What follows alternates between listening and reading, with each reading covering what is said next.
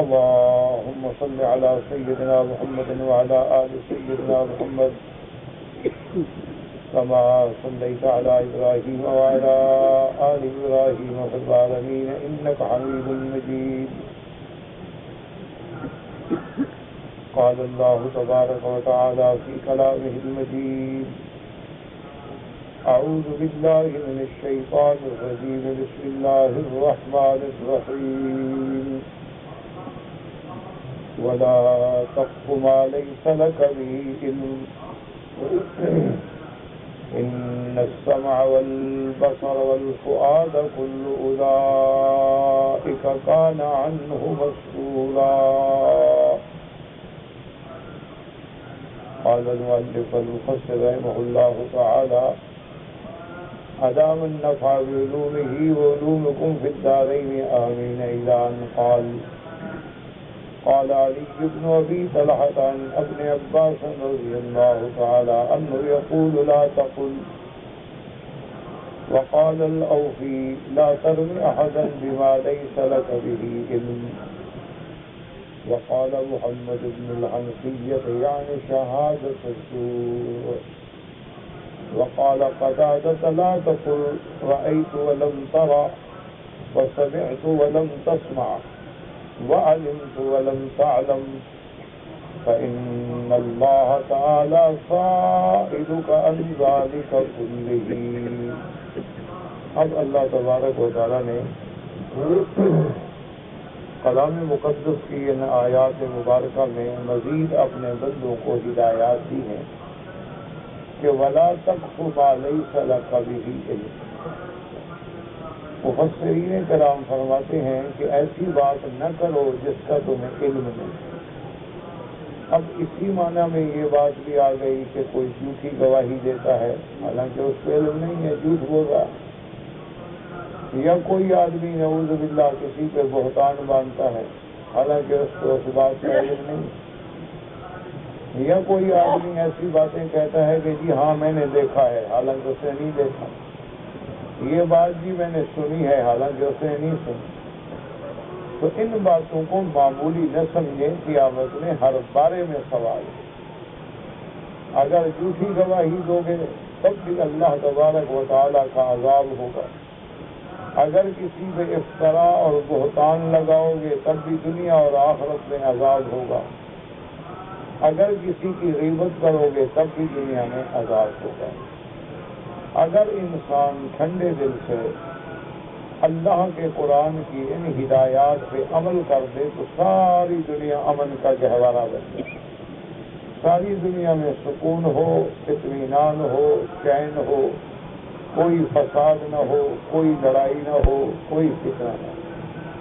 کیونکہ فتنے تو اسی سے پیدا ہوتے ہیں نا کہ ایک آدمی نے جھوٹی بات کہہ دی، ایک آدمی نے جھوٹی گواہی دے کے بے گناہ کو سزا دلا دی، ایک آدمی نے کسی پہ بہتان لگا کر اس کی خاندانی عزت کو خاک میں ملا دیا. تو اس سے پھر عداوتیں جنم لیتی ہیں، دشمنیاں پیدا ہوتی ہیں اور پھر بڑھتے بڑھتے فساد اور فتنہ اور قتال پیدا ہوتے ہیں. تو ہر آدمی کو یہ دیکھنا چاہیے کہ میری زبان ہے یا میرے کان ہیں یا میرا دل ہے، جو چیزیں ہیں سب اللہ کے آگے مسئول ہیں اور قیامت میں سوال ہوگا کہ میں نے جو تمہیں یہ نعمتیں عطا فرمائی تھی تم نے ان کا استعمال کہاں کیا. میں نے تمہیں زبان دی، میں نے تمہیں قوت سامعہ دی، میں نے تمہیں قوت باصرہ دی، میں نے تمہیں فہم کے لیے دل دیا، میں نے تجھے سمجھنے کے لیے عقل دیا. تو ان چیزوں کو استعمال جو ہے تم نے کہاں کیا. اگر تم استعمال صحیح کرو گے تو اللہ تبارک و تعالیٰ اس پہ اجر عطا فرمائے. اور اگر تم ان چیزوں کا استعمال غلط کرو گے تو دنیا میں بھی رسوائی ہوگی، ذلت ہوگی اور آخرت کا بھی عذاب ہوگا. صرف ان چیزوں پہ ہدایات پہ عمل کر لیں. یتیموں کا مال نہ کھائیں، ماپ تول میں کمی بیشی نہ کریں، کسی بے گناہ کو قتل نہ کریں، زنا نہ کریں، جھوٹی باتیں نہ کریں، تو سارا ملک اور عالم جو ہے وہ امن میں آ جائے، وہ سکون میں آ جائے. اس لیے حضرت علی بن ابی طلحہ فرماتے ہیں کہ حضرت ابن عباس رضی اللہ تعالیٰ عنہ نے فرمایا کہ ولا تقف لا تقل، کہ تم ایسی بات نہ کہو ما لیس لک بہ علم، جس کا تجھے علم ہی نہیں ہے۔ حضرت اوفی نے اس کی تفسیر میں فرمایا کہ لا ترم احدا بما لیس لک بہ علم، کسی پر تہمت نہ بھینکو، کسی پر بات نہ لگاؤ جس چیز کا تمہیں علم ہی نہ ہو۔ اسی طرح محمد بن الحنفیہ فرماتے ہیں کہ لا تقف ما لیس لک بہ علم کا معنی ہے شہادت الزور، کہ جھوٹی گواہی نہ دو، تمہیں علم نہیں ہے کہہ دو کہ مجھے علم ہے، اور جو بات جانتے ہو جو دیکھا ہے وہ کہو، اپنی طرف سے کوئی اضافہ نہ کرو۔ اسی طرح حضرت قتادہ رحمۃ اللہ علیہ فرماتے ہیں کہ اس آیت مبارک کا معنی یہ ہے کہ لا تقل رأیت ولم ترى، تم کہو کہ میں نے دیکھا ہے حالانکہ تم نے نہیں دیکھا، تم کہو میں نے سنا ہے حالانکہ تم نے نہیں سنا، تم کہو علمت ولم تعلم، مجھے پتا ہے حالانکہ تمہیں پتا نہیں۔ یہ ایسی وبا ہو گئی ہے کہ آج مسلمان ہر گھر میں، ہر ہوٹل میں، حتیٰ کہ مساجد میں، حتیٰ کہ کعبہ شریف میں بیٹھ کے ایسی ایسی باتیں کریں گے جن کا نہ ان کو علم ہے نہ سمجھ ہے، نہ ان سے ان چیزوں کا کوئی تعلق ہے، لیکن بیٹھ کے باتیں کر کے اپنے اعمال صالحہ کو برباد کر دیں گے اور اپنے سر پہ گناہوں کا بوجھ لاد دیں گے۔ اور فرمایا فإن اللہ تعالی سائلک عن ذلک کلہ، ان تمام چیزوں کو معمولی نہ سمجھو، اللہ قیامت میں سوال کریں گے۔ ومضمون ما ذكروه أن الله تعالى نهى عن القول بلا علم بل بالظن الذي هو التوهم والخيال۔ خلاصہ اس بات کا یہ نکلا کہ اللہ تبارک و تعالیٰ منع فرماتے ہیں کہ کوئی بات بغیر علم کے نہ کرو، اگر علم نہیں ہے کہہ دو یہ کوئی اس میں نعوذ باللہ شان کم نہیں ہوتی، حتیٰ کہ حکم ہے کہ اگر کوئی عالم ہے، کوئی مفتی ہے، کسی نے سوال پوچھا یاد نہیں، کوئی حاضر نہیں، کہہ دے لا ادری میں نہیں جانتا۔ تو یہ لا ادری کہنا جو ہے یہ بہت بڑے عالم کی دلیل ہے کہ یہ علم والا جو ہے وہ ایسی بات کہتا ہے۔ جاہلوں کا کام یہ ہوتا ہے نہ بھی جانتے ہوں تو بات کہہ دیں، اگر ان کو مسئلہ نہیں بھی یاد کرے نہیں جی چھوڑو ہم نے کئی حج کیے ہیں ایسے ہوتا ہے، حالانکہ اس بیچارے کو یہ بھی نہیں پتا ہوتا کہ حج کا معنی کیا ہے۔ کسی سے بھی پوچھ لو کہ بھی حج جو ہے اس کا لغوی معنی کیا ہے اور اصطلاحی معنی کیا ہے، وہ کہے گا کہ حج ہے بس حج ہے بس، لیکن مسائل ایسے بتا دیں گے ماشاءاللہ معلوم ہوگا کہ جیسے یہ خود مفتی ہے، حالانکہ بالکل کچھ نہیں جانتے، نہ مسئلے کا پتہ ہے، بس شروع ہو جائیں گے۔ کوئی عمرے کا پوچھے گا مسئلے بتانے شروع، یہ بہت بڑی گناہ کی بات، یہ بہت بڑی ذمہ داری ہے، کیونکہ جو آدمی تمہارے کہنے پہ غلط عمل کرے گا تو قیامت میں اس کا وبال بھی تمہارے سر پہ ہے۔ کیوں اس غریب نے تو پوچھ لیا، تم نے کہہ دیا میں جانتا ہوں، میں نے 10 حج کیے ہوئے۔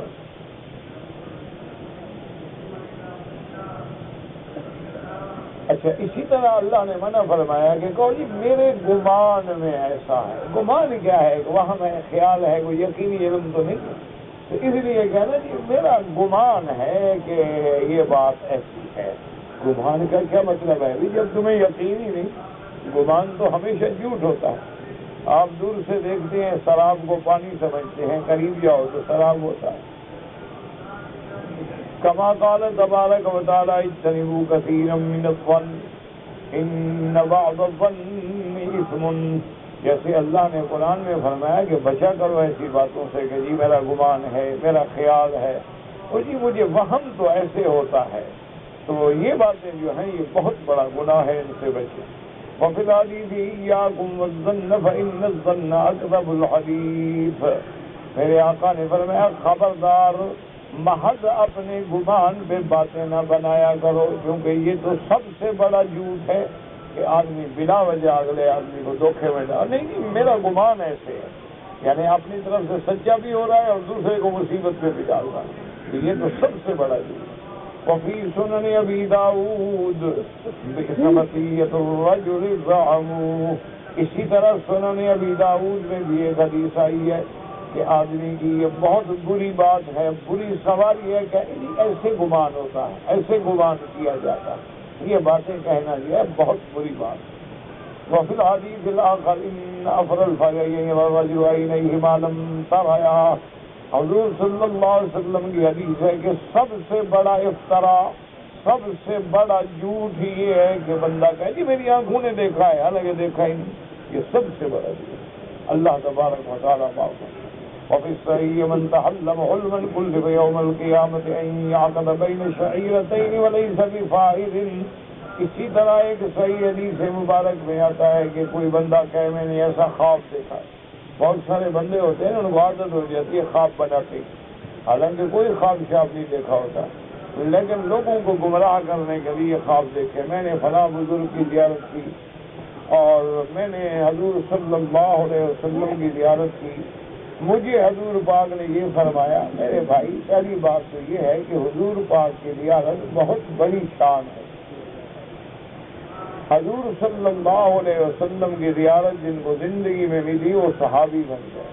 اگر خواب میں بھی مل جائے تو بہت بڑی ولایت ہے، بہت بڑی نعمت ہے، بہت بڑی عظمت ہے. لیکن نعوذ باللہ جھوٹ بولنا جو ہے یہ سب سے بڑا چیز کہ آدمی بلا وجہ. اور ایک ہمیشہ یاد رکھیں کہ جو صحیح معنی میں اہل اللہ ہیں، جو صحیح معنی میں اللہ کے ولی اور اللہ کے دوست ہیں، جو صحیح معنی میں اللہ کے عباد مقربین ہیں، اللہ نے اگر ان کو ایسی نعمت نصیب کی ہو تو چھپاتے ہیں، پردہ ڈالتے ہیں، وہ کبھی ظاہر نہیں کرتے. وہ لوگوں کو نہیں تقریروں میں کہتے پھرتے اور اشتہار بناتے پھرتے دھوکہ دینے کے لیے کہ میں نے حضور پاک کی زیارت کی اور حضور پاک نے یہ فرمایا اور حضور پاک نے یہ فرمایا. اللہ معاف کرے، پہلے تو خیر لوگ خواب کا جھوٹ بولتے تھے، اب لوگ اور ترقی کر گئے ہیں. وہ کہتے ہیں بالکل حضور کی میرے ساتھ ملاقات ہو گئی ہے. انا للہ و انا الیہ راجعون. اللہ تبارک و تعالیٰ معاف فرمائے. یہ چند سال پہلے کی بات ہے کہ ایک آدمی نے مجھے سنایا کہ آپ کے فلاں علاقے کے ایک مولوی صاحب آئے ہوئے ہیں، تو وہ جو ہے نماز کا وقت جب ہوتا ہے تو وہ نماز کے لیے حرم نہیں آتا. تو وہ کہنے لگا کہ میں نے ان کی خدمت میں جا کے عرض کیا کہ حضرت کیا وجہ ہے، حج کے دن ہیں، لاکھوں انسانوں کی جماعت ہے اور پھر جماعت بھی اللہ کے حرم کی، کعبۃ اللہ کی، اور آپ اپنے کمرے سے باہر ہی تشریف نہیں لے جاتے. تو انہوں نے کہا کہ بھائی بس اصل بات یہ ہے کہ ظہر کی نماز میں تو حضرت عبد القادر جیلانی تشریف لاتے ہیں، میرے ساتھ یہاں نماز پڑھتے ہیں، اور عصر میں فلاں پیر تشریف لاتے ہیں، اور مغرب میں فلاں بزرگ آتے ہیں، اور عشاء میں ان کو چھوڑ کے میں کیسے جاؤں. تو خیر آدمی اور سمجھدار تھا. انہوں نے کہا جی ہم نے سنا ہے کہ حضرت عبد القادر جیلانی بہت بڑے اولیاء اللہ تھے، بہت بڑے عالم تھے، بہت بڑے عابد تھے، بہت بڑے زاہد تھے، متقی تھے. تو اللہ کے کعبے کی نماز چھوڑ کے وہ آپ کے پاس تشریف لے آتے ہیں. بات سمجھ نہیں آتے، آپ کا مرتبہ کعبے سے بھی بلند ہو گیا ہے. اور لگا بس یہ راز کی باتیں ہیں، تم جیسے جاہل نہیں سمجھ. اور اس کا کیا؟ بس دعا کرو اللہ اس کو بھی ہدایت دے اور اللہ ہمیں بھی ہدایت دے. اس قدر یعنی نعوذ باللہ جھوٹ عام ہو گیا ہے. یعنی آپ حیران ہوں گے، مجھے تو کہتے ہوئے بھی ڈر لگتا ہے کہ ایک آدمی نے مجھے کہا بالکل داڑھی موچھ کلین شیو، اس نے کہا کہ مجھے حالت احتلام میں نعوذ باللہ حضور کی زیارت ہوئی. اللہ اس کو بھی معاف کر، اللہ ہمیں بھی معاف کر. اب یہی کر سکتے ہیں، اللہ سے دعا مانگ سکتے ہیں. اب کیا کر سکتے ہیں؟ بڑا جھوٹ کا کیا مقابلہ جب لوگ نبی پاک پہ جرت کریں جھوٹ بولنے کی، اولیاء اللہ پہ جرت کریں جھوٹ بولنے کی، تو پھر میرے جیسے لوگوں کی کیا ہوتا ہے؟ اس لیے ایسی چیزوں سے بچا کریں، اور جو لوگ ایسی باتیں کہتے ہیں سمجھا کریں یہ جھوٹ ہے، فریب ہے، فراڈ ہے اور لوگوں کو دھوکہ دینے والی ہے. ایک اور پیر صاحب سے میرے خیال مر گیا، خیال ہے اللہ عالم شاید زندہ بھی ہو. اب مدت ہو گئی تو مجھے تو ان کا کوئی میں نے اخبار میں نہیں پڑھا، حالانکہ کوئی نہ خبر ان کی آتی تھی. زندہ ہوتے تو لازم ان کا کوئی بات نہیں. اچھا وہ جب نکلتے تھے نا جی تو مریدوں کا ایک پورا قافلہ ساتھ ہوتا تھا، گاڑیاں اور جیپیں اور موٹریں اور بسیں اور بڑا قافلہ لے کے حضرت سے بس۔ اچھا راستے میں جاتے جاتے کسی جگہ وہ فوراً ڈرائیور سے کہتے بھی گاڑی روک دو، گاڑی روک، اور گاڑی روک دیتی اور گاڑی سے اتر کے ایسے بھاگتے، حالانکہ بڑا بزرگ بھاری آدمی، بھاگتے چلے جاتے اور تھوڑا دور سڑک سے جا کے ایسے ہاتھ باندھ کے کھڑے ہوئے۔ اب کھڑے آدھا گھنٹہ گزر گیا، اب حضرت کھڑے۔ اچھا ان کی گاڑیاں روکنے سے پیچھے تو ساری ٹریفک رک گئی۔ جب آپ آگے 10 گاڑیاں کھڑی کر دیں تو وہ کہاں سے نکلے؟ اب جو گاڑی کھڑی ہو، جو بس کھڑی ہو، لوگ پریشان، کیا ہو گیا ابھی، بھاگو بھاگو، کیا ہو گیا، آگے جاؤ آگے جاؤ، لوگ بھاگتے ہیں۔ آیا پوچھے، انہوں نے کہا جی حضرت مرشد ہمارے پیر صاحب وہاں کھڑے، ان کے انتظار میں۔ اب ہزاروں آدمی جب اکٹھے ہو گئے، واپس آئے، آنسو بہ رہے ہیں، کیا بات ہے؟ کہا حضور پاک کی سواری جا رہی تھی، میں ملنے گیا تھا، باتیں اور پھری، حضور پاک اجازت ہی نہیں دے رہے تھے، میں لوگوں کی تکلیف کی وجہ سے آ گیا۔ انا للہ و انا الیہ۔ ہزاروں لوگ بیعت ہو جاتے، سبحان اللہ جی، ابھی حضور کو مل کے آ رہے ہیں تو ابھی جلدی جلدی بیعت کر دیں، لیکن دیر تو نہ ہو جائے نا، ابھی ہاتھ ملا کے آئے ہیں حضور سے۔ اتنا بڑا جھوٹ، اور وہ بھی اللہ کے نبی پر۔ دیکھو میرا عزیز، اللہ ہمیں بچائے کسی سے دشمنی نہیں، کسی سے اختلاف نہیں۔ یہ جرأت تو حضرت ابو بکر نے بھی دی، یہ بات تو حضرت عمر بھی نہیں کہی۔ دیکھیں نا صحابہ میں جھگڑے ہو گئے، کسی صحابی نے یہ جرأت نہیں کی بھی میں حضور سے مل کے پوچھ لیتا ہوں، مسئلہ ختم۔ اہل بیت رسول نے جرأت نہیں کی۔ یہ بات بی بی فاطمہ الزہرا نے کبھی نہیں کہی کہ مجھے ابھی حضور سے ملاقات ہوئی۔ پتہ نہیں یہ لوگ کیا سمجھتے ہیں، قبر نہیں ہوگی، حشر نہیں ہوگا، اور دنیا میں یار اگر 1000 2000 مرید بن جائیں گے، پیسہ شیسا دیں گے، کوئی جنت تھوڑی دے دیں گے۔ تو آدمی اگر ان کو مرید بنانے کے لیے خود جہنم چلا جائے تو اچھی پیری ہے یار۔ اسی لیے ایسے لوگ جو ہے نا، یاد رکھو یہ فریبی ہوتے ہیں، مکار ہوتے ہیں، دجال ہوتے ہیں۔ اسی لیے علماء نے لکھا ہے اگر بندہ آگ پہ چلتا ہوا آ جائے، پانی دریا کے اوپر چلتا ہوا آ جائے، تیرے سامنے اڑتا ہوا آ جائے، لیکن اگر حضور کی سنت کے مطابق نہیں ہے تو سمجھو دجال ہے، یہ ولی اللہ نہیں ہے۔ ولی اللہ کی نشانی کیا ہے کہ وہ غلام ہوگا محمد الرسول اللہ، اس کے اٹھنے میں، بیٹھنے میں، لباس میں، نماز میں، تلاوت قرآن میں، خیرات میں، صدقات میں جھلک نظر آئے گی محمد الرسول اللہ صلی اللہ علیہ وسلم۔ سمجھ لو یہ اللہ کا ولی۔ ایسے لوگوں کے پاؤں کا جوتا جو ہے وہ بھی ہمارے سر کے لیے تاج ہے۔ لیکن یہ جو اخبار میں اشتہارات دے کہ جس نے کام کرانا ہو 1 گھنٹے میں کرانا ہے یا 1 دن میں کرانا ہے، نعوذ باللہ، تو مشکل کشا بن گئے۔ استغفر اللہ ثم استغفر۔ سمجھ لو کہ یہ نجومی ہیں، کاہن ہیں، یہ حزب الشیطان ہیں، یہ اولیاء الشیطان ہیں، ان کا اللہ کی ولایت سے یا اسم اعظم سے کوئی تعلق نہیں۔ سب سے بڑی ولی کی نشانی کیا ہے؟ اتباع رسول اللہ۔ بس ایک بات، پلے بات، اس کی نماز پہ غور کرو، اس کے اٹھنے بیٹھنے پہ غور کرو، اس سے ملنے ملانے پہ غور کرو، ہر چیز میں تمہیں جھلک نظر آئے سنت رسول کی، سمجھ لو یہ ولی اللہ۔ بس اس کے ساتھ پھر اپنا تعلق جوڑ دو۔ ایسے لوگوں کی ایک گھڑی کی صحبت جو ہے نا، ہمارے جیسوں کی سینکڑوں سال کی عبادت سے بہتر ہے۔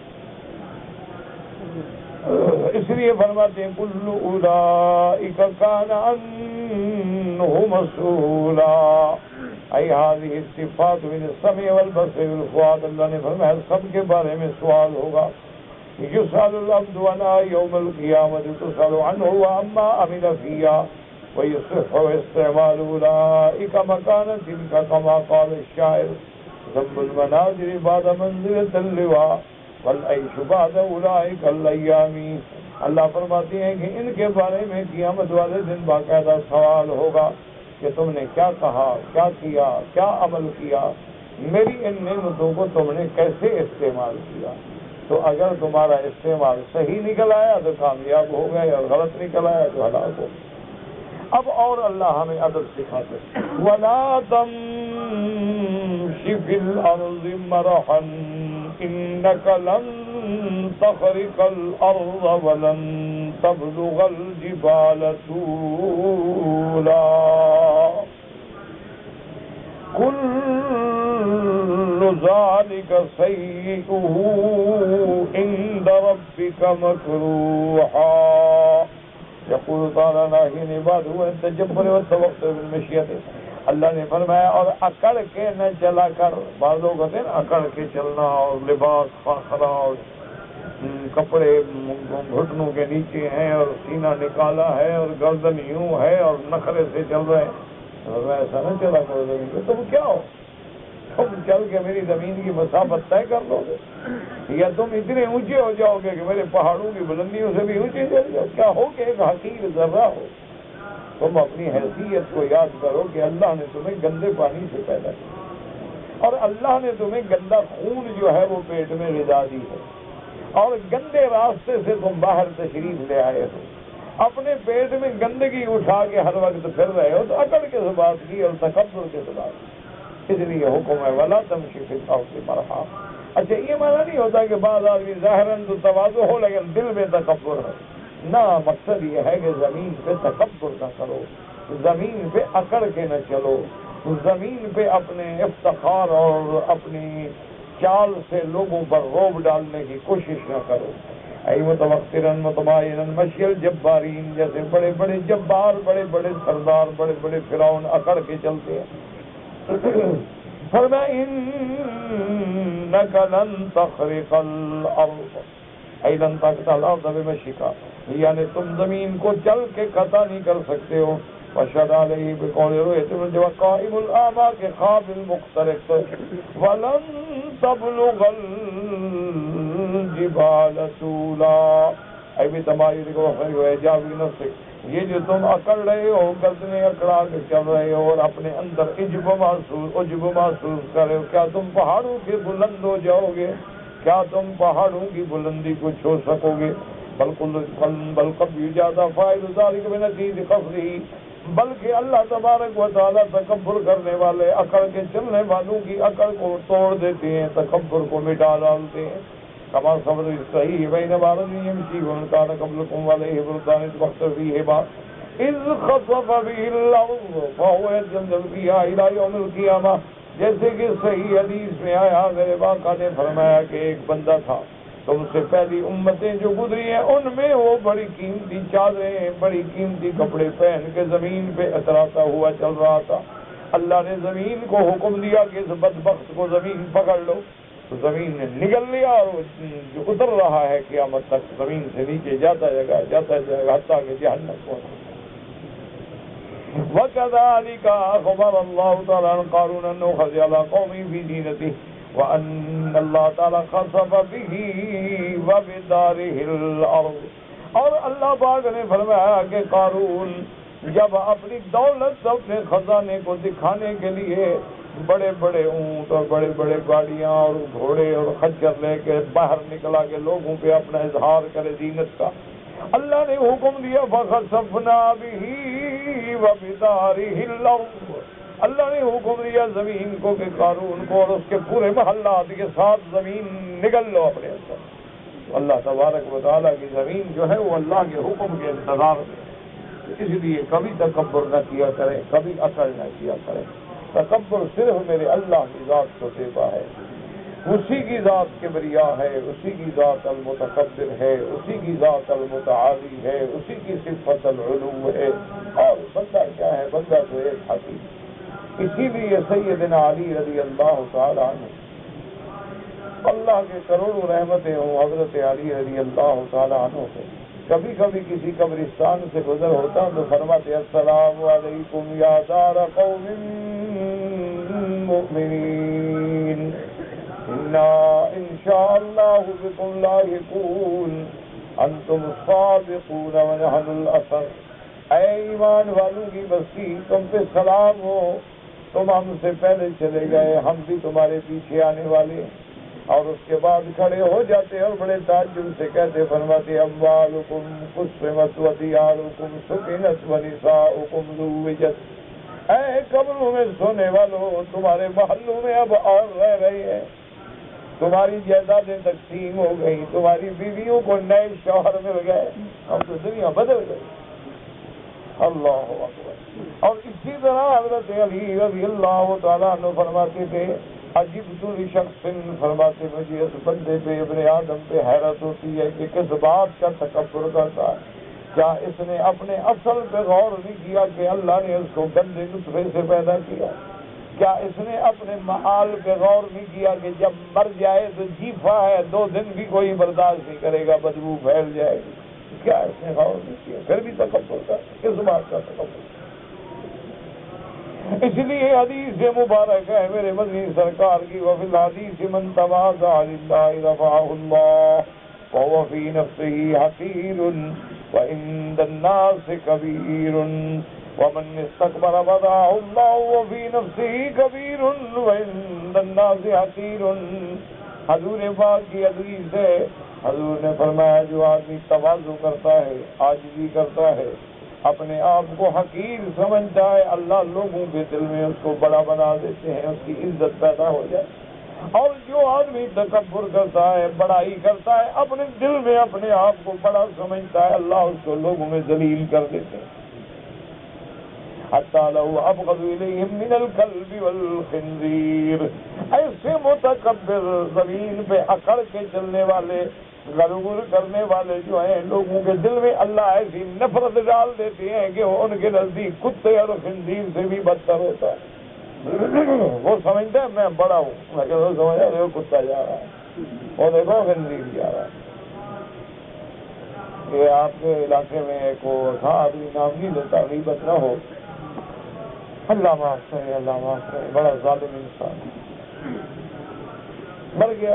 اللہ جانے کیا معاملہ ہے، معاملہ تو اللہ کے ہاتھ. یعنی جب وہ مر گیا تو اس کے بیٹوں نے ملازمین بنا دی تھا. ملازمین سے کہا کہ بھائی گھوڑیوں پہ اور ٹانگوں پہ اور سائیکلوں پہ بھاگو اور پورے علاقے میں اطلاع دو کہ میرے ابا مر گئے ہیں، تاکہ کل جو ہے جنازہ 2 بجے جنازہ ہوگا. اس کے اپنے حویلی کے جو خاص ملازم تھے، وہ جب بستی میں لوگوں کو اطلاع دینے آتے، کہتے وہ خنزیر مر گیا ہے، کل جنازہ ہے، آ جانا. نوکر اتنے جلے ہوئے تھے، وہ جب جنازے کی خبر دے یہ کہہ رہے خنزیر مر گیا.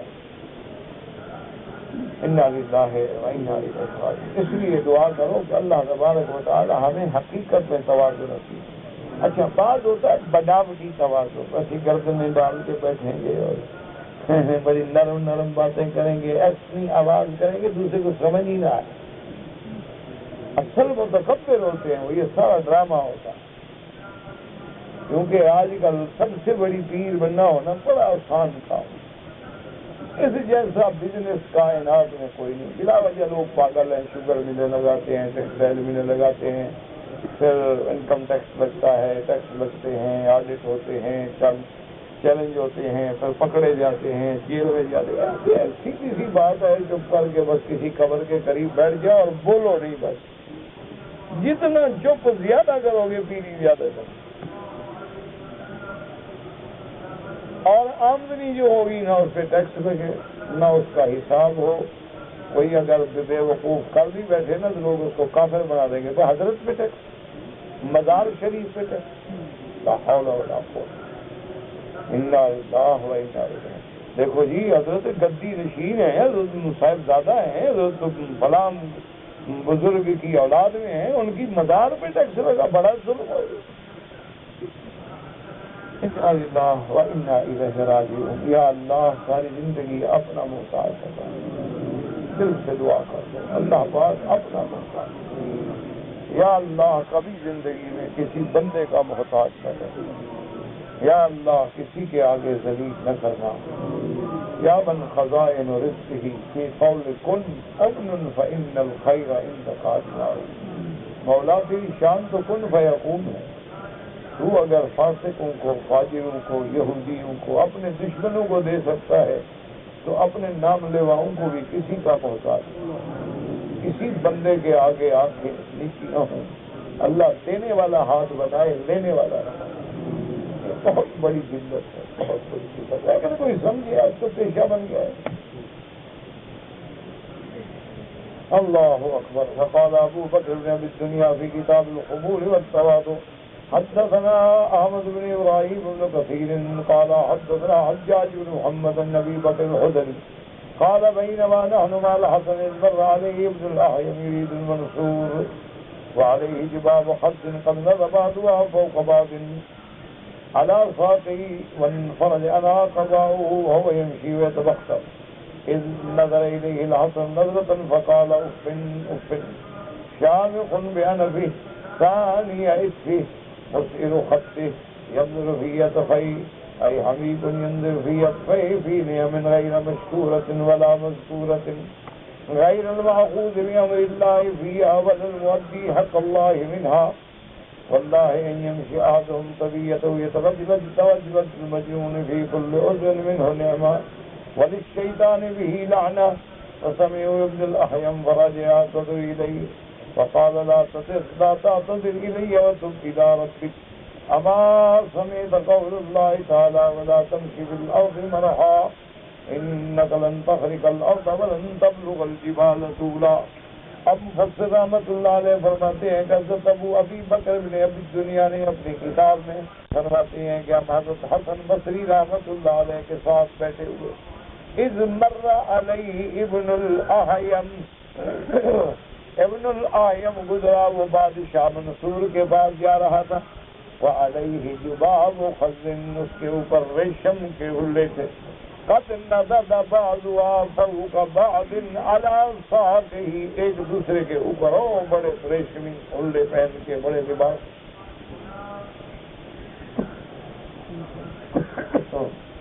وانفرج عنها قباؤه، اس کا وہ جو قبا پہنی ہوئی تھی جب کھلی. وهو يمشي ويتبختر، وہ ایسے چل رہا تھا اور اکڑ رہا. اذ نظر الحسن الیہ نظرۃ، حضرت حسن بصری رحمت اللہ علیہ نے ان کی پر نظر ڈالی اور کہا، کہنے لگے افن افن، ہائے ہلاکت. شامخ بانفہ، ناک کو اونچا کرنے والا اور اپنے بدن سے تکبر ظاہر کرنے والا، اپنے رخساروں کو چڑھا کے بات کرنے والا اور چلتے ہوئے اپنی جانبین کو دیکھنے والا، اور اللہ کی ایسی نعمتوں میں جو نہ اللہ کو قبول ہیں نہ وہ قابل ذکر ہے. غیر المأخوذ بأمر اللہ فیہا، وہ ایسا کام نہیں کر رہا ہے جس میں جو اللہ نے حکم نہیں دیا. ولا المؤدیات اللہ منہا، نہ اللہ کا حق ادا کر رہا ہے. واللہ ان یمشی احدہم طبیعتہ یترجل المجنون فی کل عضو منہ نعمہ، ایسے چل رہا ہے جیسے کوئی بے وقوف، کوئی مجنون جس کے ہر عضو میں نعمت ہو. والشیطان بھی لعنت، حتیٰ کہ ایسے لوگوں پہ تو شیطان بھی لعنت کرتا ہے.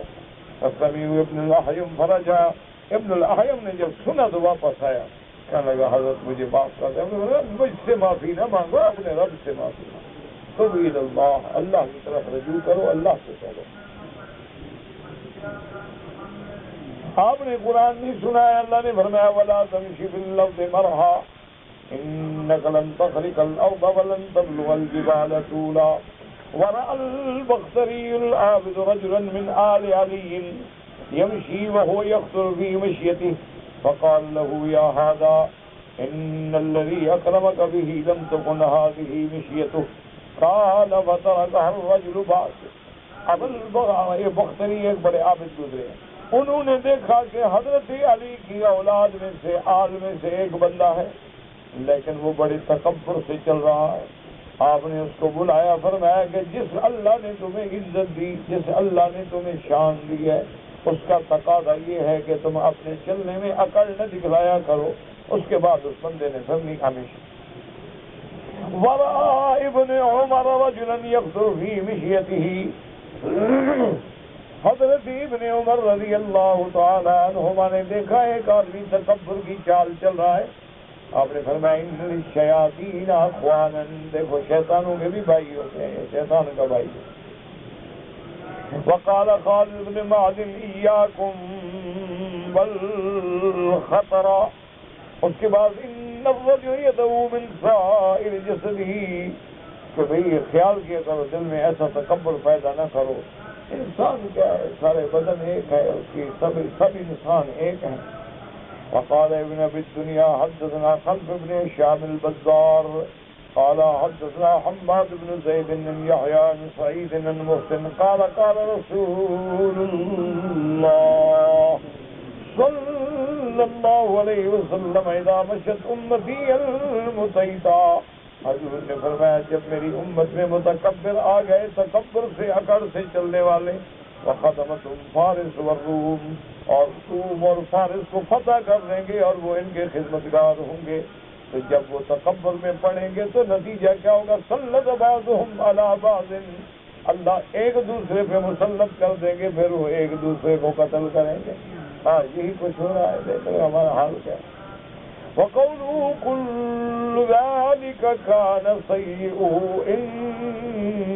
عِندَ رَبِّكَ مَكْرُوهًا، اما من کرا سیئۃ، نہیں فاحشہ، یہ ساری چیزیں جو ہیں منکر ہیں، فمعناه عنده كل هذا الذي نهينا عنه من قوله، اللہ پاک نے جو نہی فرمایا ہے ولا تقتلوا اولادکم خشیۃ املاق الى ها هنا فهو سیئۃ واخذ علیہا مکروہا عند اللہ لا يحبه ولا يرضى، یہ ساری چیزیں جو ہیں بری ہیں اللہ کے نزدیک، اللہ پاک ان چیزوں کو پسند نہیں کرتے، اللہ تبارک و تعالیٰ ان چیزوں پہ راضی نہیں ہوتے۔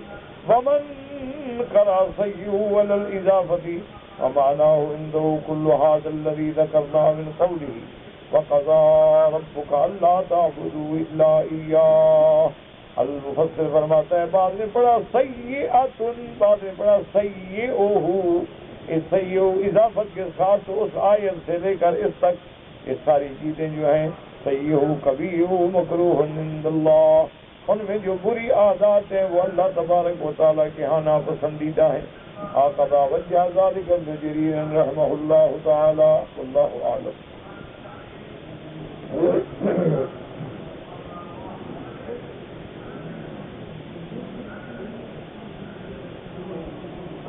کہتے بھی کہ میں ابہا سے آیا مکہ مکرمہ، عید کی رات تھی، میں نے احرام باندھ کے عمرہ کیا، اچھا کیا، بالکل یہ کوئی مسئلہ نہیں کہ عید کی رات عمرہ نہ کیا جائے، یہ بالکل من گھڑت مسئلہ ہے۔ آپ میقات سے تشریف لائے، آپ کو احرام باندھنا تھا، آپ نے اچھا کیا احرام باندھا اور آپ نے اس کے عمل کیا۔ یہاں تک گردن کا مسئلہ ہے، اس پر صرف امام ابو حنیفہ رحمۃ اللہ علیہ اور اس کے صاحبین کا عمل ہے، باقی حضرات جو ہیں وہ گردن کے مسئلے کو جائز نہیں سمجھتے۔ اصل یہ کوئی مسئلہ نہیں ہے، بات کو سمجھا کریں نا تو کوئی جھگڑا نہیں، اور اگر بات بڑھانی ہو تو پھر ہر بات بڑھ جاتی۔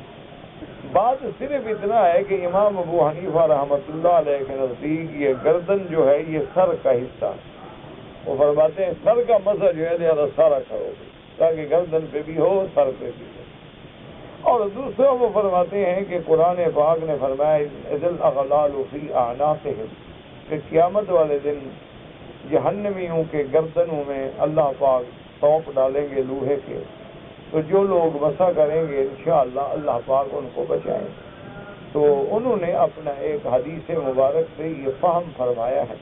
دیکھو نا جیسے مثلا اللہ فرماتے ہیں کہ جب چور چوری کرے فَقْطَعُوا أَيْدِيَهُمَا، ان کے ہاتھ کاٹے جائیں، یعنی چور کا ہاتھ کاٹا جائے۔ اچھا اب ہاتھ جو ہے یہاں تک بھی ہاتھ ہے اور یہاں تک بھی ہاتھ ہے اور یہاں تک بھی ہاتھ، تو ایک لفظ کا اطلاق جو ہے وہ سب سے ہوتا ہے، انگلیوں پہ بھی ہوتا ہے اور یہاں تک بھی ہوتا ہے اور یہاں تک بھی۔ اب اس کو دیکھا جائے گا کہ حضور پاک نے جب چور کا ہاتھ کاٹا تو یہاں سے کاٹا، تو معلوم ہوا کہ وہاں ید کا حکم یہ ہے، اور جب وضو ہے یا غسل ہے فاغسلوا ایدیکم الی المرافق، وہ یہاں تک آ گیا لفظ، تو وہاں بھی ایدی۔ اسی لیے یہ ائمہ کرام کی تحقیق ہوتی ہے، جیسے کہ اب امام شافعی رحمۃ اللہ علیہ فرماتے ہیں کہ اگر کوئی آدمی عمرہ کرنے کے بعد طواف اور صفا دوڑنے کے بعد اپنے 3 بال کاٹ لے یا 3 بالوں کو ایسے اکھاڑ دے یا 3 بالوں کو ماچس کی تیلی سے جلا ڈالے، وہ فرماتے ہیں ہر کن قصرن حلقن نطفن، کسی طرح بھی ہو عمرے سے نکل جائے۔ اس لیے وہ کہتے ہیں جو کہ قرآن کہتے ہیں مقصرین، اس نے 3 بال بھی کاٹے ہیں تو مقصرین میں شامل ہو گیا ہے، لہذا جرمانہ نہیں ہوگا، یعنی اس پہ دم نہیں پڑے۔ لیکن باقی علماء فرماتے ہیں کہ یہ آیت حضور پاک پہ اتری، حضور صلی اللہ علیہ وسلم نے 4 عمرے فرمائے، تو حضور پاک نے یا تو حلق فرمایا اس طرح پھروائے، یا اگر بال کٹوائے ہیں تو سارے سر مبارک سے بال کٹوائے، تو لہذا اب ان کی بھی ایک فہم ہے اور ان کی بھی ایک فہم ہے۔ اللہ تبارک و تعالی تمام ائمہ کے اقوال پہ کروڑوں رحمتیں فرمائے۔ آپ بلا وجہ جھگڑوں میں نہ پڑا کریں۔ جب ہم کسی امام کا قول لے لیتے ہیں تو اللہ کا شکر ہے کہ ہم محفوظ ہو گئے، ہم بچ گئے۔ اب ذمہ داری جو ہے اس امام پہ آ گئی جیسے تحقیق کی ہے مسئلے، تو اس لیے ان میں الجھا نہ کریں اور ان میں لڑائی اور جھگڑے نہ کیا کریں، اور بلا وجہ کسی کو بدعتی یا بلا وجہ کسی پر فتوے نہ لگایا کریں۔ تمام ائمہ برحق ہیں، اللہ ان کی قبروں پہ کروڑوں رحمتیں فرمائیں۔ کہتے ہیں جی کہ حدیث سے یہ ثابت نہیں ہے کہ آمین آہستہ کہو، تو قرآن سے ثابت ہو، ادعوا ربکم تضرعا وخفیۃ، اللہ کا حکم ہے کہ جب مجھ سے دعا کرو تو آہستہ، اذ نادى ربہ نداء خفیا، جب زکریا علیہ السلام نے دعا مانگی تو آہستہ مانگی۔ تو آمین کا معنی کیا ہے؟ اللہم استجب، یہ دعا تو ہے، تو اسی لیے اب دوسری بات دیکھیں، قرآن میں آتا ہے قال قد اجیبت دعوتکما، اللہ نے فرمایا موسیٰ و ہارون میں نے تم دونوں کی دعا منظور فرمائی، حالانکہ دعا کرنے والے تو صرف موسیٰ علیہ السلام ہیں۔ رب اشرح لی صدری ویسر لی امری واحلل عقدۃ من لسانی یفقہوا قولی وہارون اخی اشدد بہ اذری واشرکہ فی امری، دعا کون کر رہے ہیں؟ موسیٰ علیہ السلام، لیکن اللہ فرماتا ہے میں نے تم دونوں کی دعا قبول کی۔ تو معنی یہ ہے کہ دونوں کی دعا کیسے قبول ہوئی کہ حضرت موسیٰ جب دعا فرما رہے تھے تو ہارون آمین کہہ رہے تھے، تو وہ بھی آمین آہستہ کہہ رہے تھے۔ تو اس لیے ان بحثوں میں نہ پڑو، جو زور سے فرماتے ہیں اللہ ان کی نمازیں بھی قبول فرماتے، اور جو آہستہ فرماتے ہیں اللہ ان کی نمازیں بھی قبول فرماتے۔ اسی طرح علماء نے فرمایا، حدیث میں آتا ہے کہ جب بندے کی آمین جو ہے فرشتے کی آمین سے مل جائے اللہ اس کے گناہوں کو معاف کر دے۔ تو آپ نے فرشتے کی آمین کبھی سنی؟ تو معلوم ہوا وہ بھی ایسا ہے۔ تو اس لیے ان چھوٹی چھوٹی باتوں میں نہ الجھو، اللہ کا شکر ہے ہم بھی دل میں اور منہ میں زبان رکھتے ہیں، چڑا نہ کر۔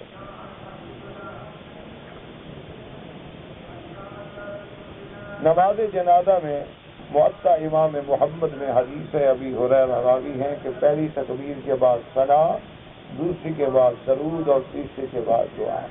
بعض لوگ اس ظاہر حدیث سے لیتے ہیں کہ نماز جو ہے بغیر فاتحہ کی نہیں ہوتی، وہ جنازے میں بھی فاتحہ پڑھیں، ہم نے ان پہ کبھی اعتراض نہیں۔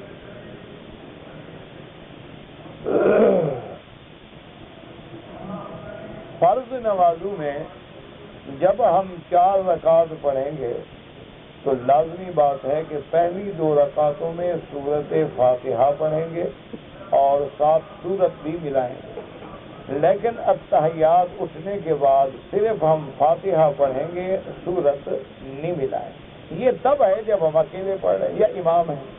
اگر ہے ہی مقتدی تو مقتدی کا تو اپنا حکم ہے کہ انما جعل الامام لیؤتم بہ، اسی لیے تو امام بنایا گیا ہے کہ تم اس کی اقتداء کرو۔ تو اب اس کو ملایا تو نہ کرو نا، بعد میں جھگڑا کوئی نہیں، ہر نماز میں فاتحہ، آپ اکیلے پڑھیں گے فاتحہ پڑھیں، آپ امام ہیں فاتحہ پڑھیں۔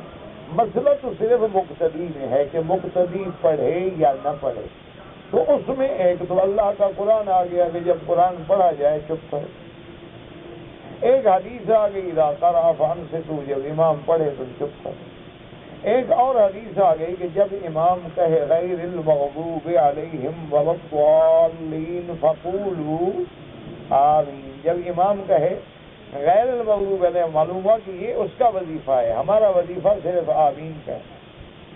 ساری حدیثیں ہیں، اللہ سب کی نمازیں قبول فرمائے۔ تم لوگوں کو اللہ نے اسی لیے پیدا کیا ہے کہ لوگوں کی نمازیں برباد کرو۔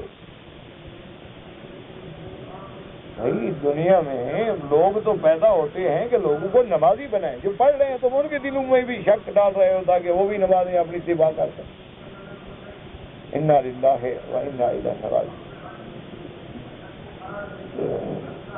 وَهَذَا مِنَ الْأَمْرِ الْعَجَبِ، یعنی یہ بڑی عجیب بات ہے نا کہ یہاں پر نظر ڈالنا ابن عباس کا، ورنہ تو بہت سارے لوگ جو حضرت معاویہ کو خطا پہ سمجھتے ہیں، حضرت علی کو حق پہ سمجھتے ہیں، تو حضرت ابن عباس کا یہ کہنا جو ہے بڑا عجب ہے کہ پھر تو حضرت معاویہ حق پہ، اسی لیے انہوں نے فرمایا، ورنہ جمہور کا مسئلہ یہی ہے کہ حضرت علی حق پہ ہیں اور حضرت معاویہ نے خطا کی۔ اللہ پاک فرمائے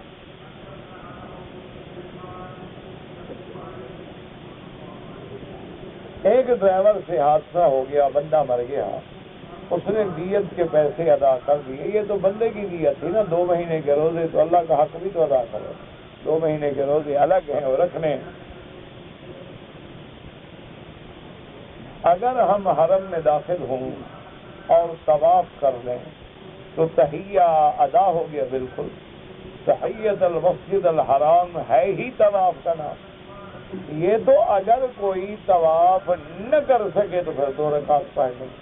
ہاں اوقات مکروہ ہیں تو حنفی حضرات نہ پڑھیں، باقی ائمہ کے نزدیک ہر وقت جائز ہے۔ اگر ایک آدمی ہے، اس کا مکے میں رہتا ہے، ریاض میں اس کا کوئی معاملہ ہے، کیس ہے، اس کو پیشیوں پہ جانا پڑے، اس کے لیے بھی افضل یہ ہے کہ جب واپس میقات سے آئے تو عمرہ کرے۔ لیکن اگر عمرہ نہیں کرے گا تو بچ جائے گا دم سے، کیونکہ وہ ایک سرکاری معاملے میں پابند ہے اور جا رہا ہے، ورنہ خود تو اپنے ارادے سے جا ہی نہیں رہا۔ لیکن اس کے لیے بھی افضل یہی ہے کہ جب میقات سے آئے احرام باندھے اور عمرہ کرے۔ کہتے جی کہ میں سیرت النبی کی سب سے اچھی کتاب کا مطالعہ کرنا چاہتا، ساری اچھی ہیں جو حضور کی سیرت پہ ہوں گی سب۔ اللہ تبارک و تعالیٰ تمام علماء کی محنتیں قبول فرمائے۔ اردو میں دیکھنا چاہتے ہو تو مولانا ادریس صاحب رحمۃ اللہ علیہ کی سیرت النبی ہے، بڑی جامع، معنی، مفصل، مختصر اور صحیح روایات پر مبنی، اور بہرحال بہت ساری ہوں گی، میں نے وہ تھوڑی سی دیکھی ہے لیکن واقعی وہ بہت یعنی تحقیق سے لکھی گئی۔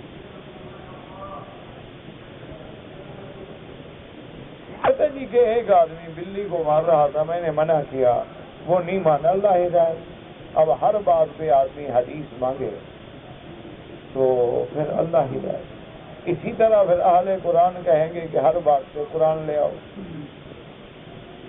نہیں؟ پھر اگر ایسی بات ہے تو پھر وہ بھی کہیں گے جی ہر بات پہ قرآن لے آؤ، تاکہ اس میں سارے نام لکھے ہوں کہ یہ پلہ مچھلی ہے، یہ جھینگا مچھلی ہے، یہ بھی قرآن میں لکھا ہوا ہو۔ کیسے فیصلہ کرو؟ کوئی عقل کرو، اللہ پاک رحمت۔ جو لوگ اس قسم کے دعوے کرتے ہیں یہ ان کا حال ہے کہ پھر حرم کا ادب بھی نہیں رہتا۔ جو آدمی ایمان سے کہیں امام ابو حنیفہ، امام شافعی، امام احمد ابن حنبل، امام مالک کی گستاخی نہ کر سکتا ہو، وہ کبھی صحابی کی گستاخی کرے گا؟ جو بندہ اپنی مسجد، اپنے ملک کی مسجد میں بھی بے ادبی نہ کرے، وہ کبھی اللہ کے حرم میں آ کے فتنے کرے گا؟ جب دلوں سے ادب نکل جاتا ہے تو پھر فتنے پیدا ہوتے ہیں۔ اللہ پاک رحمت فرمائے اور ہم سب کو با ادب بنائے۔ امام 4 رکعت پڑھا رہا تھا، میں نے آخری رکعت میں ملا، بس آپ اس کو اسی طرح پورا کریں گے جس طرح جتنی رکعتیں چھوٹی ہیں، یعنی جن میں فاتحہ ہے، سورت ہے،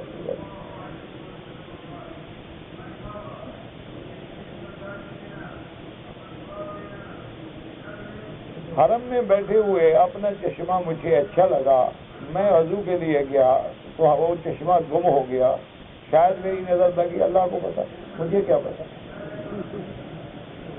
مجھے کیا پتا میرا بھائی کہ آپ کے چشمے کو نظر نہ، شکر کرو تمہاری آنکھوں کو نہیں لگی، پھر چشمہ کی آنکھیں تو ہے نا، چشمہ مل جائے گا۔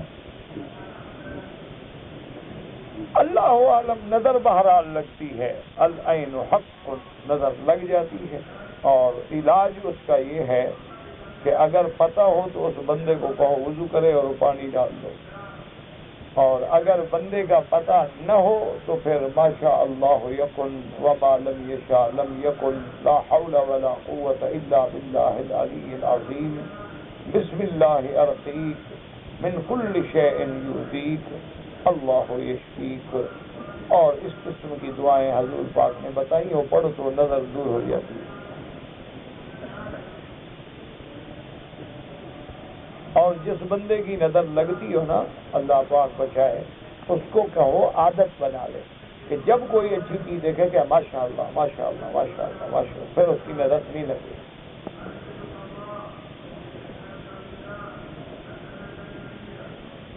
کہتے نہیں ہمارے دیہاتوں میں رواج ہے، وفات پر 7 دن کے اندر چوتھ چالیا کرتے ہیں، پتہ نہیں کیا ہوتا ہے، بہرحال یہ بدعت ہے یا ناجائز ہے۔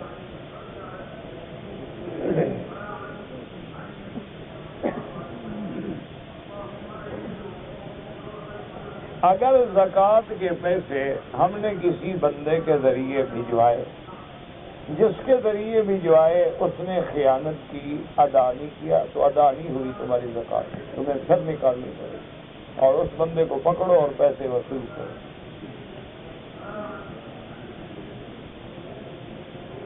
میں نے حج افراد کیا تھا لیکن سر مڈایا نہیں تھا، کینچی سے کٹوایا تھا۔ میرا بھائی دیکھو، اتنے بال ہیں نا اگر سر پہ، تو یہ چوتھا حصہ سارے سر کا کٹواؤ گے تب احرام سے نکلو گے۔ اگر ادھر سے 2 بال کاٹ لیے، ادھر سے کاٹ لیے، ادھر سے کاٹ لیے، تو وہ دم پڑ جاتی۔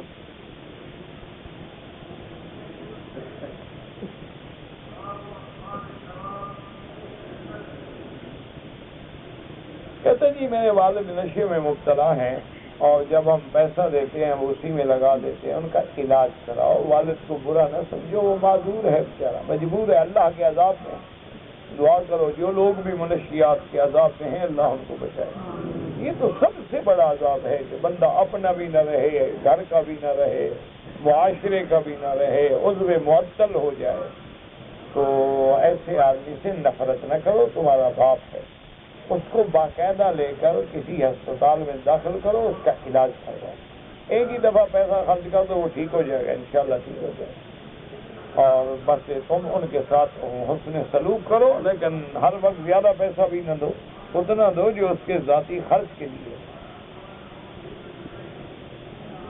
اصل میں مفت میں پیسہ ملے نا، پھر ایسی شرارتیں سوچتی ہیں لوگ۔ میں داڑھی رکھنا چاہتا ہوں مگر میرا ایک پیارا دوست منع کرتا ہے۔ پیارا دوست نہیں، وہ تو شیطان ہوا نا جو حضور کی سنت سے منع کرتا ہے۔ وہ دوست کہاں، وہ تو دشمن ہوا، وہ تمہیں حضور کی شکل سے موافقت کرنے سے منع کر رہا ہے، وہ تمہیں جہنم میں جلانا چاہتا ہے۔ تمہارا دوست ہوتا تو میں کہتا مبارک ہو بھائی، اللہ کی نبی کی سنت تیرے چہرے پہ آ گئی، تیرا چہرہ منور ہو گیا۔ اور یہ بھی تم نے لکھا نہیں کہ دوست مذکر ہے یا مؤنث ہے، ہوگا کوئی مؤنث۔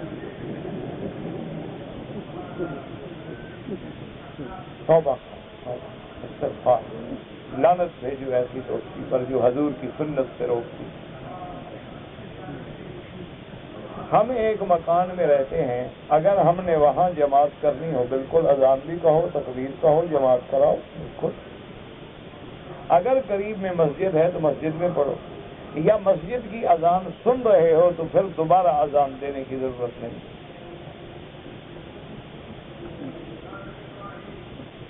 جس کو شوال کا چاند مکے میں نظر آ جائے، بابا کوئی حج فرض نہیں ہوتا، جس پہ حج فرض ہے وہ مکے میں نہ بھی آئے فرض ہے۔ یہ تو مسئلہ ہوتا ہے کہ اگر شوال کا حج آ گیا اور ہمیں قانوناً اجازت ہے، حج کر سکتے ہیں تو بہتر ہے بھی کر لو، ورنہ قانون اور نظام کو نہ توڑو، جس ویزے پہ آئے اس پہ عمل کرو۔ کہتے جی کہ مسجد کے امام جو تنخواہ لیتے ہیں وہ جائز ہے، تو کیا چوری کر کے روٹی کھائیں؟ پھر چور کے پیچھے تو نماز جائز نہیں۔ جب تم ان کو تنخواہ نہیں دو گے، جب تم ان کو باعزت کھانا، رہائش، معاشی تنگ دستی سے مدد نہیں کرو گے، فکر نہ کرو، انشاءاللہ ان کے بھی بعد بھی بڑے مسئلے ہیں۔ جب بندہ مرے گا پہلے ہیلا اسقاط کریں گے، 7 جمعراتیں کروائیں گے، 1 40واں، اتنے میں مان لے گا اور بھی مر جائے گا، فکر نہ، وصول تم سے کریں گے۔ وہ مولوی ایسا کمزور نہیں ہوتا کہ تمہیں چھوڑ دے، اس لیے اپنے علماء کی عزت کیا کرو، ان کو زیادہ تنخواہیں دو، ان کو زیادہ مدد کرو، تاکہ وہ کسی کا محتاج نہ ہو اور جھوٹا مسئلہ کیوں بتایا بیچارہ، ورنہ پیٹ تو ہر کسی کے ساتھ لگا ہوا ہے، روٹی تو کھانی ہے اسے۔ پھر وہ ایسے جھوٹے مسئلے کھڑے گا، جب اس کے کپڑے پرانے ہوں اور تم مدد نہ کرو تو وہ بھی ایک دن بلا کے کہے گا رات تمہارا والد خواب میں آیا تھا، وہ ننگا پھر رہا تھا۔ وہ کہے گا حضرت پھر اس کا علاج کیا ہے؟ ہاں اللہ کے بندے کو اچھے کپڑے کا جوڑا بنوا کے کسی کو دو، تاکہ تمہارے باپ کو پہنچے وہ کپڑے غریب کو۔ تو اگر تم ان کو ویسے پیش کر دو گے تو ان کو جھوٹ بولنے کی کیا ضرورت، ان کو غلط مسئلے بتانے کی کیا ضرورت؟ علماء کی اور ائمہ کی قدر کیا کرو، اللہ تم عزت کرو گے تو وہ تمہیں سچا دین پہنچائیں گے اور جرأت کے ساتھ بات کریں گے۔ اور اگر تم ان کو محتاج بنا دو گے کہ چودھری صاحب اور سردار صاحب اور وٹیرا صاحب، وہ تو بیچارہ بس کھڑا رہے گا، یعنی خان صاحب آئیں تو اذان ہونا۔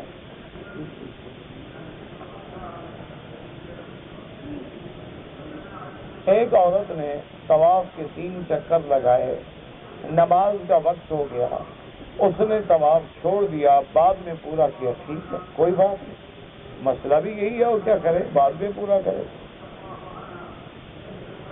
اگر روزے کی حالت میں ایک آدمی دمے کا مریض ہے، وہ انہیلر استعمال کرتا ہے، وہ روزہ ٹوٹ جاتا ہے، کیونکہ وہ دوائی منہ کے ذریعے اندر جاتی ہے۔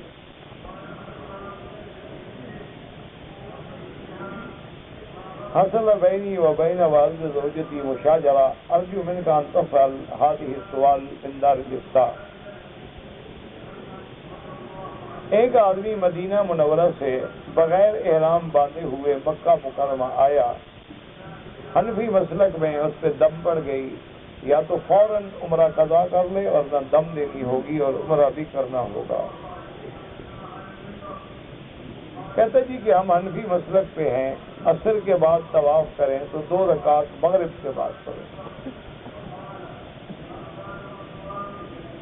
اگر ایک آدمی نے ایک عمرہ کیا ہے اور اس نے اپنے سر پہ اس طرح پھروا دیا، اب چند دنوں کے بعد اس نے پھر عمرہ کیا، پھر بھی اس طرح پھروانا ہو، بال ہوں یا نہ ہوں، جتنے دفعہ عمرہ کرو گے اس طرح پھروانا ہو۔ بال کٹوانے کا حکم تو تب ہے جب بال بڑے ہوں، جب پہلے عمرے میں آپ نے اس طرح پھروا دیا، بال تو ہے نہیں، لہذا یہ نہیں ہوتا کہ ایک دفعہ اگر میں نے عمرے میں اس طرح پھروایا اب 10 عمرے کروں تو ضرورت نہیں، ہر دفعہ اس طرح پھروانا پڑے گا۔ چاہے اگر کوئی گنجا آدمی ہے، سر پہ ایک بال بھی نہیں، وہ بھی عمرہ کرے تو اس کو بھی اس طرح پھروانا ہو۔ اصل معنی یہ ہوتا ہے کہ اللہ دیکھتے ہیں کہ بندے نے میرے حکم پہ اپنی گردن جھکا دی، اللہ کو بالوں کی ضرورت نہیں ہے۔ اللہ کو جب تم قربانی کرتے ہو تو اللہ کو تمہارے جانور کی گوشت کی پوست کی ضرورت نہیں ہے۔ اللہ تو یہ دیکھتے ہیں کہ میں نے بندے کو حکم دیا بکری ذبح کرو، بکری ذبح، میں نے بندے کو حکم دیا سر مڈاؤ، اپنا سر اللہ کے حکم پہ جھکا دیا۔ یہ اللہ کے احکام ہیں، جب عمرہ کرو پوری طرح کرو، اور نہ کرنا ہو تو نہ کرے، لیکن سنت کے خلاف نہ کرے۔ واللہ اعلم۔ اللہم صلی علی محمد وعلی آل محمد كما صليت على إبراهيم وعلى آل إبراهيم في العالمين إنك حميد مجيد۔ يا الله يا رحمن يا رحيم يا حي يا قيوم يا ذا الجلال والإكرام، يا إلهنا إله كل شيء، إلها واحدا لا إله إلا أنت، اللهم أنت الميسر لكل أسير وأنت على كل شيء قدير، اللهم يسر أمورنا وأمور أولادنا وأمور أخواننا وأمور المسلمين، اللهم أصلح أولادنا وأولاد المسلمين، اللهم أصلح شبابنا وشباب المسلمين، اللهم أصلح بناتنا وبنات المسلمين، اللهم اصلح امورنا وامور المسلمين. اللهم اصلح لنا شاننا كلها فلا تكلنا الى انفسنا طرفة عين قط ولا اقل من ذلك. یا اللہ عالم اسلام کی عزت کا فیصلہ فرما. یا اللہ کفر کی ذلت کا فیصلہ فرما. یا اللہ مجاہدین اسلام کی قدم قدم پہ نصرت فرما. یا اللہ ان کی قدم قدم پہ حفاظت فرما. یا اللہ مسلمان کشمیر میں ہیں، فلسطین میں ہیں، عرب میں ہیں، عجب میں ہیں، یا اللہ ان کی جان مال آبرو عزت کی حفاظت فرما. یا اللہ بیماروں کو شفا عطا فرما، بے حیاؤں کو حیا عطا فرما، بے دینوں کو دین عطا فرما، بے اولادوں کو اولاد عطا فرما، قرض داروں کے قرض ادا فرما، جن کا رزق تنگ ہے ان کے رزق میں برکتیں عطا فرما. یا اللہ جن کے گھروں میں جوان بچیاں ہیں ان کے رشتے آسان فرما. یا اللہ ان کا مستقبل روشن فرما. یا اللہ ان کی زندگیوں کو بربادیوں سے بچا لے. یا الہ العالمین ہمیں مانگنا بھی نہیں آتا، بغیر مانگے عطا فرما. یا اللہ پورے عالم میں ہدایت کی فضا پیدا فرما. حضور کی امت میں جوڑ پیدا فرما. یا اللہ حضور کی امت کے ہر بندے کو دین کا داعی اور دین کا سپاہی بنا. یا اللہ اس بلد الامین کو قیامت تک ہر فتنے سے محفوظ فرما، مفسدین کے فساد سے محفوظ فرما. یا اللہ حاسدین کے حسد سے محفوظ فرما. ربنا آتنا فی الدنیا حسنۃ وفی الآخرۃ حسنۃ وقنا عذاب النار. ربنا ظلمنا انفسنا ان لم تغفر لنا وترحمنا لنكونن من الخاسرین. سبحان ربك رب العزة عما يصفون وسلام على المرسلين والحمد لله رب العالمين.